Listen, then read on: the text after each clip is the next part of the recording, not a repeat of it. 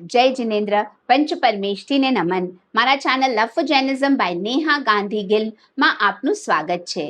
20 સ્થાનકની આપણી સિરીઝ ભાગ 1માં આપણા આધ્યાત્મિક ગુરુઓ પ્રત્યેની ભક્તિનો માર્ગના વિષય આપણે જાણ્યું.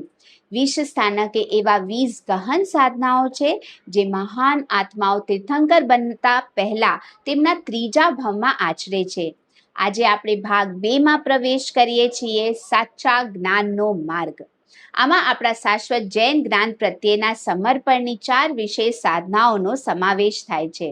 ચાલો જોઈએ કે આજનો શ્રાવક શ્રાવિકા આધુનિક જીવનમાં આ આચરણોને કેવી રીતે ઉતારી શકે છે. સાચા જ્ઞાનના માર્ગની શરૂઆત આપણે પ્રવચન પદ અથવા પ્રવચન ભક્તિથી કરીએ છીએ, એટલે કે શાસ્ત્રો પ્રત્યેની અતૂટ શ્રદ્ધા. આ જિનેશ્વર ભગવંતોના ઉપદેશો પ્રત્યેનું ગહન આદર છે, જે તેઓ સંપૂર્ણ જ્ઞાન એટલે કે કેવલ જ્ઞાન પામ્યા પછી જ આપે છે. શાસ્ત્રો મુજબ આ સાધનામાં જૈન આગમો અને તેની ટીકા ભાષ્યોનું અત્યંત શ્રદ્ધાપૂર્વક શ્રવણ અને અભ્યાસ કરવાનો સમાવેશ થાય છે. દૈનિક જીવનમાં આનો અર્થ છે કે આપણે થોડો સમય કાઢીને પ્રવચન સાંભળવું જોઈએ, જેથી સાચું જ્ઞાન મેળવી શકાય. આ સાથે જ દરેક પવિત્ર શાસ્ત્રો વાંચીને સ્વાધ્યાય કરવો પણ જરૂરી છે. આ સ્વાધ્યાય આપણી સામાયિક ફરજનો એક ભાગ છે. ત્યારબાદ આવે છે જ્ઞાનપદ અથવા જ્ઞાન ભક્તિ, એટલે કે સમ્યક જ્ઞાન પ્રત્યેનું સમર્પણ. તે આધ્યાત્મિક જ્ઞાન પ્રત્યેનો ગહન આદર છે, જે આપણને મોક્ષ માર્ગ બતાવે છે. જૈન શાસ્ત્રોની અનુસારે આનો અર્થ છે 12 અંગ એટલે દ્વાદશાંગીના સાચા અર્થને સક્રિયપણે સમજવું.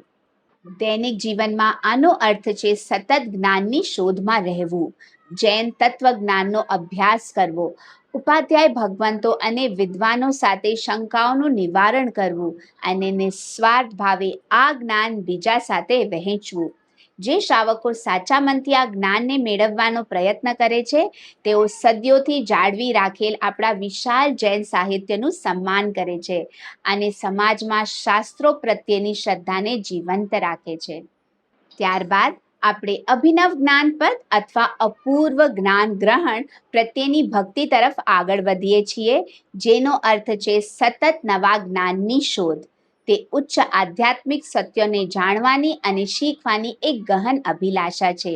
શાસ્ત્રો અનુસાર આ સાધનાનો અર્થ છે પવિત્ર ગ્રંથોના ઊંડા રહસ્યોને સમજીને દરરોજ નિષ્ઠાપૂર્વક તેનો અભ્યાસ કરવો અને જ્ઞાન મેળવવાની એક અતૂટ તીવ્રતા કેળવવી. નિત્ય જીવનમાં શ્રાવકો અને શ્રાવિકાઓ ગુરુ ભગવંતોના માર્ગદર્શનમાં શાસ્ત્ર અભ્યાસ અને આત્મચિંતન માટે સમય ફાળવીને આ સાધના કરે છે. આ સાચી આધ્યાત્મિક વિદ્યતાનો અભિગમ છે. દરેક નવા બોધનું મૂલ્ય સમજીને અને ક્યારેય અહંકારમાં આવ્યા વિના કે હું તો બધું જ જાણું છું, આપણે નમ્ર રહીએ છીએ અને જૈન જ્ઞાનના ઊંડા રહસ્યોને આત્મસાત કરવા માટે હંમેશા ઉત્સુક રહીએ છીએ. સાચા જ્ઞાનના માર્ગની 4 સાધનાઓમાં છેલ્લી સાધના છે શ્રુતપદ અથવા શ્રુત ભક્તિ, એટલે કે શાસ્ત્ર જ્ઞાન પ્રત્યેનું સમર્પણ.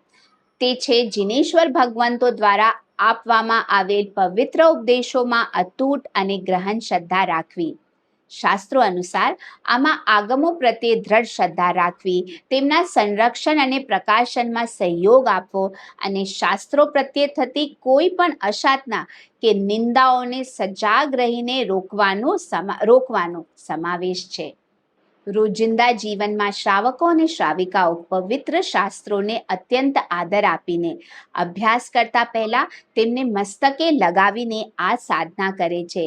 આપણે નિત્ય વાંચન દ્વારા શાસ્ત્રોના પ્રકાશનમાં સહયોગ આપીને અને શ્રુત પૂજા કરીને આ ઉપદેશોને જીવંત રાખીએ છીએ.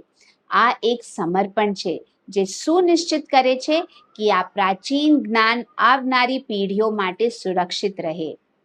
આ 4 ડગલાઓ દ્વારા આપણે આપણા હૃદયમાં અને આપણા જૈન સંઘના જ્ઞાનનો દીવો પ્રજ્વલિત રાખીએ છીએ. પરંતુ જ્ઞાન સાથે હંમેશા ક્રિયા પણ હોવી જ જોઈએ. તેથી ભાગ 3માં આપણે સંયમનો માર્ગ વિશે જાણશું અને શીખીશું કે કેવી રીતે પવિત્ર ચારિત્ર અને સ્થિર મન કેળવી શકાય. મારો વિડીયો જોવા માટે તમારો ખૂબ ખૂબ આભાર. જો આપને આ વિડીયો ઉપયોગી લાગ્યો હોય તો તેને લાઈક અને શેર જરૂર કરશો અને મારા channel love for Jainism by Neha Gandhi ગિલને સબસ્ક્રાઇબ કરજો. આપનો સાથ અને સહકાર મારા માટે ખૂબ જ મહત્વપૂર્ણ છે. જય જિનેન્દ્ર. મન વચન કે કાયાથી વિતરાગની વાણી વિરુદ્ધ કાંઈ પણ લખ્યું, કીધું કે વિચાર્યું હોય તો મિચ્છામિ દુક્કડમ.